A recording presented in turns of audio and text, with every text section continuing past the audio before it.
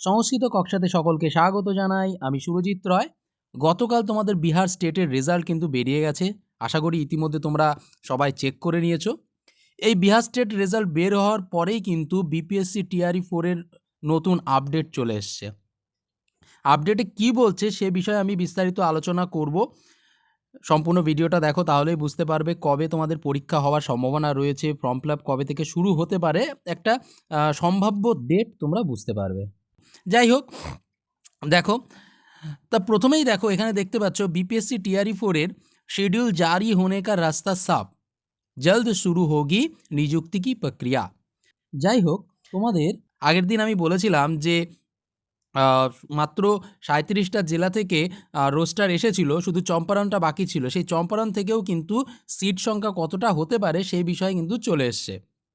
তাই জন্য টোটাল 38টা জেলা থেকে যেহেতু সিটের মানে কতগুলো শূন্যপদ আছে সেটা চলে এসছে, তাই জন্য কিন্তু প্রক্রিয়ার আর বেশি দেরি হবে না।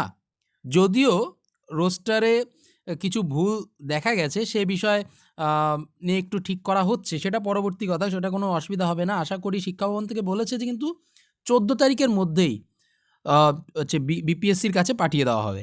এবার যদি বিপিএসসির কাছে যায় তাহলে মোটামুটি তোমাদের আবেদন প্রক্রিয়া কিন্তু ফেব্রুয়ারি মাসের লাস্ট থেকে মার্চ মাসের প্রথম দিকে তোমাদের আবেদন প্রক্রিয়া শুরু হয়ে যাবে বা চলবে। এবং যদি আবেদন প্রক্রিয়া সে মার্চ মাসে হয়ে যায় তাহলে মোটামুটি তোমাদের পরীক্ষাটা কিন্তু এপ্রিল মাসের মিডল থেকে কিন্তু শুরু হয়ে যাচ্ছে, মিডল বা লাস্টের দিক থেকে কিন্তু তোমাদের শুরু হয়ে যাচ্ছে। মোটামুটি মনে করো তোমাদের পরীক্ষা কিন্তু এপ্রিল মাসে হতে পারে। ঠিক আছে, একটা সম্ভাবনা বললাম। তোমাদের হাতে বেশি বেশি সময় নেই বা কম সময় আছে এটাও বলবো না, 2-2.5 মাস, এখনও প্রচুর সময়, প্রায় 3 মাস তোমার কাছে সময় আছে। এই 3 মাস যদি ভালো করে পড়ো তাহলে কিন্তু তোমরা একটা তোমাদের জন্য নিজের জন্য একটা চাকরি কিন্তু সুনিশ্চিত করতে পারবে। তাই জন্য বলবো ভালো করে প্রিপারেশান নেওয়া শুরু করো, একদম গাফিলতি করবে না। আজ থেকেই ভালো করে যদি প্রিপারেশান নাও, রেগুলার বেসিক্সে পড়াশোনা শুরু করো, তাহলে কিন্তু তোমার চাকরি কেউ কেড়ে নিতে পারবে না।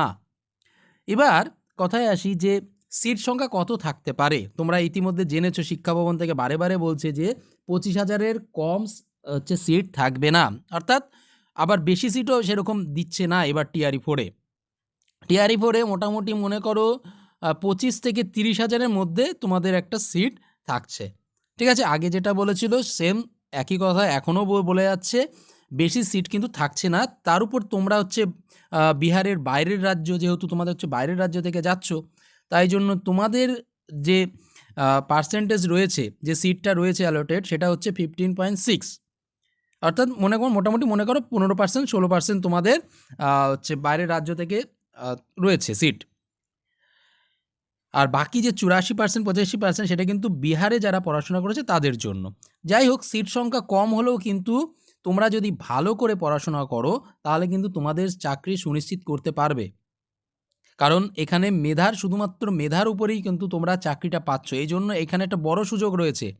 তুমি যদি ভালো পরীক্ষা দাও, ভালো রেজাল্ট করো, তাহলে তোমার চাকরি কেউ নিতে পারবে না। এটা একটা কথা মাথায় রাখবে। না এখানে ইন্টারভিউ আছে, না কিছু আছে, শুধুমাত্র তোমার একটাই পরীক্ষা, একটাই লড়াই। সেই একটা লড়াইয়ে যদি তুমি ভালো করতে পারো তাহলে তোমার চাকরি আর কেউ নিতে পারবে না। তার জন্য লড়তে হবে, পড়তে হবে, ভালো করে প্রিপারেশান নিতে হবে সমস্ত দিক থেকে। সে জেনারেল পেপার হোক, সাবজেক্ট হোক, দুটোই কিন্তু সমপরিমাণে পড়তে হবে, ভালোভাবে পড়তে হবে, তবেই কিন্তু তোমরা চাকরিটা পাবে। হতাশা হওয়ার কোনো কারণ নেই। সিট আমাদের পশ্চিমবঙ্গ থেকে বেশি থাকবে, এটুকু আশা রাখো। ওকে, অর্থাৎ পশ্চিমবঙ্গে যখন ওই কটা সিটে লড়তে পারছো, আশা করতে পারছো কি বিহারে কেন পারবে না? বিহারে ওর থেকে বেশি সিট তোমরা পাবে। তাই জন্য বলবো যে ভালো করে প্রিপারেশান নাও, তোমরা অবশ্যই চাকরি পাবে।